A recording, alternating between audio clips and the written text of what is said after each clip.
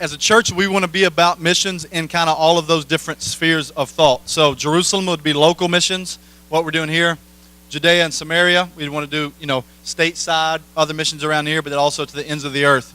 So this time during Sunday school, we wanted to do this as just a practical kind of picture of how Freedom Church is already doing some ministry and work in the ends of the earth. So some of your tithes are going to, Tim's a missionary that Freedom supports, so he's one of our missionaries at Freedom, and then also with Anna and Liza being one of ours, going out to do missions. And so this is parts of the ways that Freedom Church is ministering to the ends of the earth. And we'll be talking about church planting in a couple of weeks with a guy named Brian who may be going to Philly. And so that's more of the Judea and Samaria. And also we'll continue to talk about what we're doing here in Lincolnton, or our Jerusalem. So anyway, so I'll turn this over to Anna and Liza, and we'll hear about their mission trip to Peru. Hey, Dad, do you have the PowerPoint? Okay. I think there are a lot of people over here and not a lot of people over here. It's okay. I think most of you know me, but raise your hand if you don't know me. Raise your hand. Darren, put your hand down. Put your hand down. All of you. Okay. My name is Anna Sipe. This is my little sister, Liza. My dad, Eddie, is over there. My mom, Beth, is back there. And we have a brother that's in between us. I'm 25. Liza's going to be a senior in high school. Shoot me in the face. I have been on a good bit of mission trips, and my previous church, Boger City Baptist, and Freedom has supported me in the different places that I've gone. I love to travel. I love to do missions. Oh, yeah, good. My PowerPoint is up. And let's see. I guess I went to Ukraine a few times when I was in high school, and then I spent 2 years teaching at an international Christian school in Argentina, and I guess I got back not this past June, but the June before. So my heart is in South America and with the Hispanic community. So I returned to fulfill a scholarship obligation that I have to teach in North Carolina, but the Lord has put me here where I need to be. I teach Spanish at Lincolnton High School, and He's definitely using my experience with Spanish speakers and the culture of Hispanic countries in South America to use me where I'm at. So a couple weeks ago, my sister and I went to Peru. Dad, can you click? Okay, meet Peru. The population of Peru is about 30 million. It's about 15% evangelical Christian, but for reasons I'm about to tell you, I'm not really sure how accurate that percentage is. Various indigenous groups were present before the Inca Empire, so if you think about Peru, if you know anything about South America, you probably correlate it with the Incans. The religion of the Incans was polytheistic. They worshipped gods of nature, so they had like a sun god, a moon god, an earth god, and that's who they worshipped. It was conquered by the Spanish from 1531 to 1533, and as you know, when the Spanish came in, they brought their religion, which was Roman Catholicism. And so a lot of the people, they adapted Roman Catholicism, but they also kind of mixed it with their own beliefs, with the Incan beliefs and the other indigenous groups' beliefs. Can you click? Yeah. And what we now see in Peru is a strange mix of Catholicism and the indigenous religion. So even if you go into some evangelical churches, it's really strange. It was really, really weird for me because, this is an aside, when I lived in Argentina, many people claimed that they were Catholic, but they didn't really know what it meant. It's kind of like if you're in the South, you say you're a Christian, but you don't really know what that means. You don't really have a relationship all of the time with Jesus. He's not your Savior and your Lord. But in Argentina, they would say that they were Catholic, but I didn't see any remnants of the indigenous religion. So I was shocked when I went to Peru and had a friend who went to an evangelical church there, which we thought had pretty solid beliefs. But after talking to him, he said that he went to the church and they were talking to him about Jesus, but then they introduced this Pachamama character to him, which was from the indigenous groups of the past. So even in some evangelical churches in Peru, they preach or they talk about both religions as if they are correct. And when they have like Semana Santa, which is the Holy Week for Easter, they incorporate the indigenous, the gods too. So it was really, really weird for me. Was there anything else on that last slide? Oh, yeah. They claim Christ along with the Incan gods. You can go. Jesu Cristo para caras. That means Jesus Christ for Christ. So I got back from Argentina. My best friend Amanda had gone on a few mission trips with Lincoln Avenue, which is, I don't know, you go this way and you take a left on that road, whatever road that is. I don't know what road that is, but it's like right there. It's like a half mile from here probably. I'm not good at directions. So anyway, my best friend Amanda was like, hey, you love South America. Why don't you go with me to Peru? And I was like, ugh, I love to travel. This is the thing. When I talk about missions, it's hard for me. I love to travel, so it's hard for me to differentiate between wanting to preach Christ and traveling. But I guess that God has given me the love to travel, and He's, incorporates that with my love for missions. I don't know, so it's kind of hard. I do love to travel. So my best friend was like, okay, why don't you go to Peru with me so you can help us with our Spanish, and the people there are great. So I said, okay, I want to take my sister with me because she has never gone anywhere before, and I'll talk about why I wanted her to go with me later. But anyway, 5 years ago, Ken Jones, the pastor of Lincoln Avenue Baptist Church, I don't know how he heard about Caras, but I suppose he heard about the city of Caras in Peru from someone, and there's an unreached people group there, which means that before this group went, there had never been a missionary team who'd gone in and shared Christ with them. I suppose that's what it means. Does that make sense? All right. So they went 5 years ago on a vision trip. They saw that this was true. They saw the state of the church there, and they went on their first trip 4 years ago. And over the past 4 years, they've gone each summer, and they went with the goal of planting a self-sustaining church that reproduces itself. Now, Caras is like a small village. It has more things than other villages in Peru do. I don't know. There's not a grocery store. You have to go to the market and buy your live chicken if you want to eat chicken. But it's not like, if you think about villages where there aren't houses, there aren't huts. They have houses and they do have running water and electricity, but it is pretty second world. So they went with that goal, and after 5 years, there's an established church in Caras with a committed and passionate pastor, firm relationships with about 10 villages outside of Caras, and one successful church plant. I could talk about the pastor for a long, long time. Hearing his story and his family's story was absolutely incredible. I think they've been Christians for 5 years. So right before this group went in and started working with the townspeople, they became Christians. And there's this crazy story about his son, the pastor's son, coming home one night with the intention of killing his father because his father was an alcoholic and he got really mad and he hit them, and just wasn't a good situation. And I don't exactly remember the details of that story, but there was a crazy, awesome transformation involved in that whole family, and they are now all Christians and have the sweetest heart of anybody that I've ever met. So we work with that pastor and their family. And, all right, what did we do when we were there? So we go. After years, we have a good relationship with this pastor. We went in and we check in with him, and we check the church plan, and we go to their services, and we talk with the people, and we encourage them. Which, pause, this is crazy. So the first day we get there, we go to the church, we walk in, they're all so nice and so fantastic. And then they ask us to pray for their young people. So it's like this, I guess they had this elevated view of American Christians that we were somehow closer to God than they were. It was so humbling when they asked us to pray for them. So that completely threw my mind off as well. Because in my experience, churches outside of the U.S., because we're so saturated with the gospel, churches and believers outside of the U.S. are more passionate than we are. So for me to see that, it was just like, whoa, you guys, you have never been to the States. We are, I feel like I'm bogged down.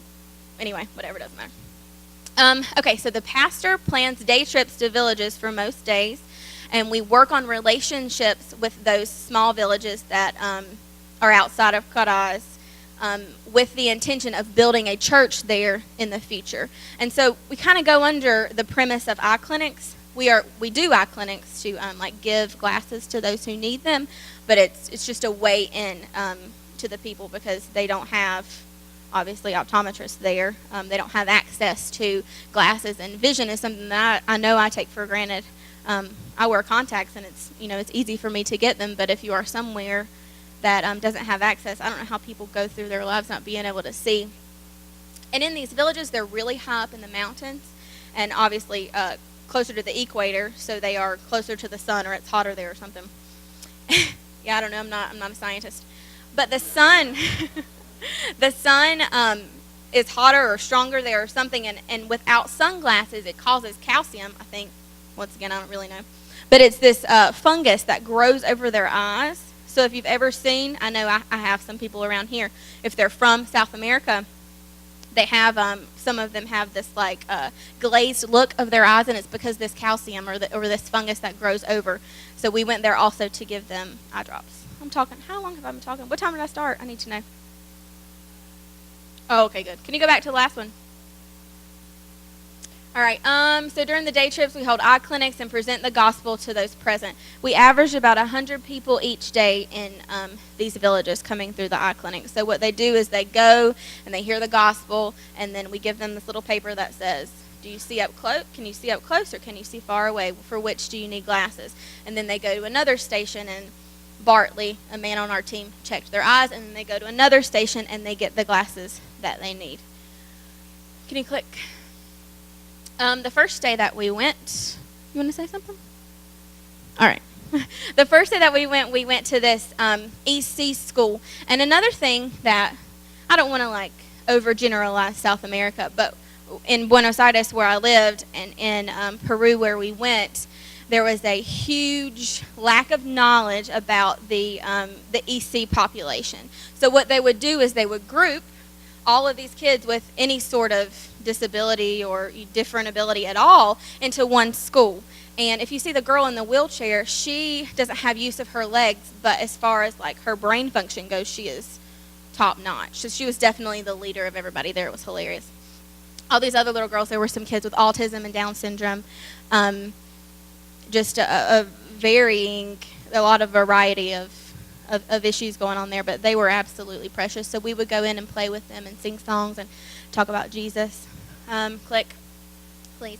Also, the churches there, like in Argentina, they do teach about the biblical Jesus and about Roman Catholicism. So it is really easy to inject the true gospel amongst all of that. They're very open. So this is a public school we went to and we talked about Jesus. You have to be really careful about how you talk about Mary, because they do believe that Mary lived a perfect life. So it was hard for me I didn't have to change what I said. I just had to make sure I said it in a smoother way, I guess. You click. Oh, this is an interesting picture. We did Bible stories and songs at it was an elementary school? Yeah, it was an elementary school. And a high school? Oh, it was elementary school in the morning and a high school in the afternoon. That's another interesting thing. So that's me telling a story or doing a song. I don't remember. Something crazy. Can you click? Oh, yeah, Liza's being Joseph? Jonah. Yeah, she was Jonah. Telling Bible stories to the kids. Can you click? And we got in that school because our translator's child went there. So when I say we stayed at a hotel in Caraz, and we went to villages from Caraz. And the villages were up in the mountains, so we were in a van, literally driving on the side of a mountain for hours each morning, and I was absolutely scared out of my mind. You would look out the window of the van, and you couldn't see the ground that the tire was on. It was just like a straight drop for hundreds and hundreds of feet. It was terrifying. And at this particular point, we had to get out of the van because the bridge wasn't going to hold us if we all went across in the van. So that was nice. It was always, another sad story. One day we went through 38 tunnels to get to where we were going to, and we get in one of the tunnels, and, so in Peru, or in this place where we were, there was only one lane. So if you saw a car coming, you had to get off, or the other person had to get off. If you were going around a curve, you had to beep your horn so that the other person coming from the other direction would know you were coming so they wouldn't run head on into you. Scary. So we're going into these tunnels. The tunnels are the same way, one lane. We're in this tunnel, and I'm sorry, this is a funny story. I had to share it. We're in this tunnel. There is a semi-truck stuck in the tunnel. It's like the top of it is stuck to the rock, whatever. So we had to sit in there. It was probably just like 15 minutes, but we thought we were going to die. It was scary. Can you click? Oh, it just backed out. Oh, yeah. I think I probably made that up, but it sounded like a good story. I mean, they were getting out of the car, going around to check the tires.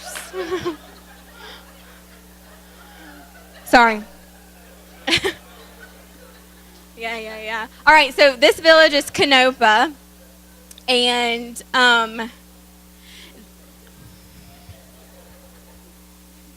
focus on Jesus.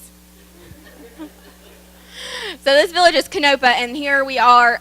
We got the kids out of school, which they really loved to play with us one day in this village. I think this is the village that we had to go through all the tunnels. No, it wasn't. Okay, anyway. So we're playing with the kids, doing Jesus songs. That's us. Most beautiful place I've ever been in my life. It was crazy. Beautiful. I mean, that's insane. It looks like a postcard. This little girl has, she was in Canopa, the village that you just saw. She had some sort of a skin disease, and for a few years they've been taking her ointment from the States to put on her skin. I don't know what it is, but it's some sort of like skin-eating bacteria that she has, and she and her other sisters have. And I think last year they went to try to witness to the mother, and she really yelled at them and was not accepting of anything that they had to say. So you can pray for this little girl, her sisters, and her family. This is another village. Oh, this is, I was the preacher while we were there, so that was interesting. I shared the gospel because the preacher that was with us was the only one that knew how to check eyes. So he did that, and he was like, "You're going to be the preacher this week." And I said, "Oh, that's nice. Thanks for telling me now." There are 3 people up there speaking. I did it in English. Could have probably done it in Spanish, but it would have sounded strange. And then the woman in the middle translated to Spanish. And then many of the people in the villages speak another language called Quechua. There are lots of different dialects of Quechua. I did not pick up any because it's hard. But so the gospel took a really long time to present with 3 languages going on. But it's a vision of what we were talking about earlier today, all those languages. Okay, so this is the traditional Quechuan dress. They have on a lot of skirts. How they do this in the heat, I do not know. A lot of skirts, really beautiful colored shirts with frills, and then these really elaborate hats. Hers is not so elaborate. The hat's kind of like your status symbol, so you would spend all of your money on getting a nice hat if you're a Quechuan woman. And that's Bartley, checking the eyes. All right, so that's what we did. We went to schools, we checked eyes, we presented the gospel. We don't really know how many accepted Christ. The mission team that went before us, they did the raise your hand if you accepted Jesus into your heart kind of thing before they checked the eyes of the people. And it's hard for me to, okay. The preacher that was with us didn't really want to do that because the people would feel compelled to accept Christ in order to get the glasses that we were providing. So we shared the gospel, we gave them glasses, and then afterward we kind of stood around and talked to the people. And that was really interesting. A lot of people had questions about the differences between Catholicism and the way that we believe. So we kind of just worked on relationships with the people in hopes that one day we'll plant a pastor there, and the pastor will further the gospel. So we kind of planted the seed.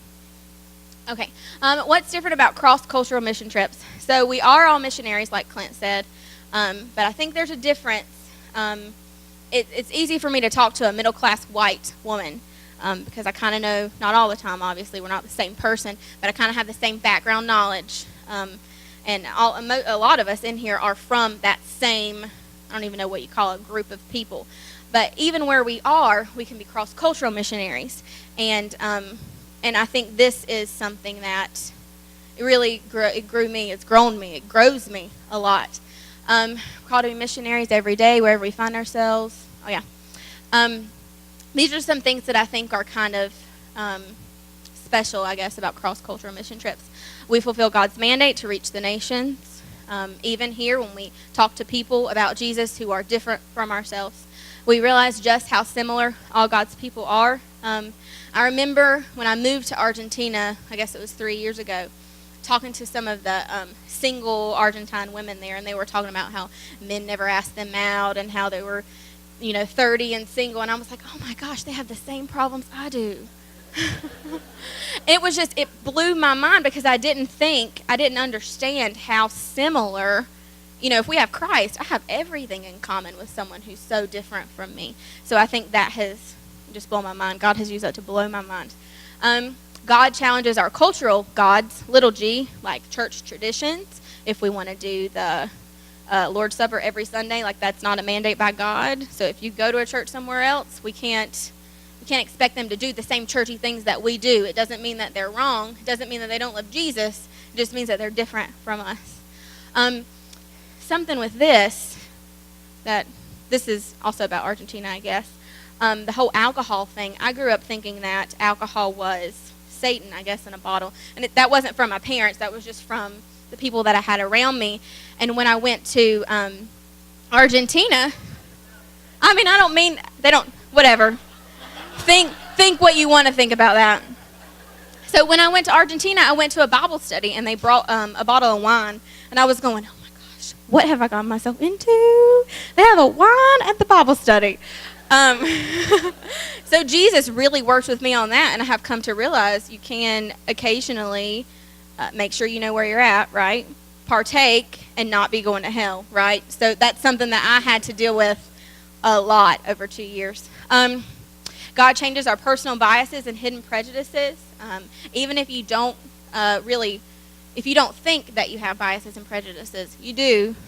When you find yourself in different situations and you start thinking these generalizations that you've been around your whole life, you realize you really do have a lot of things that you need to uncover. So without being around people who are different from you, you don't ever know that those things exist and need to be dealt with. And I believe we deepen our understanding of the beauty of an eternity filled with each tribe and tongue. And that's going to make me cry because that's probably the most, I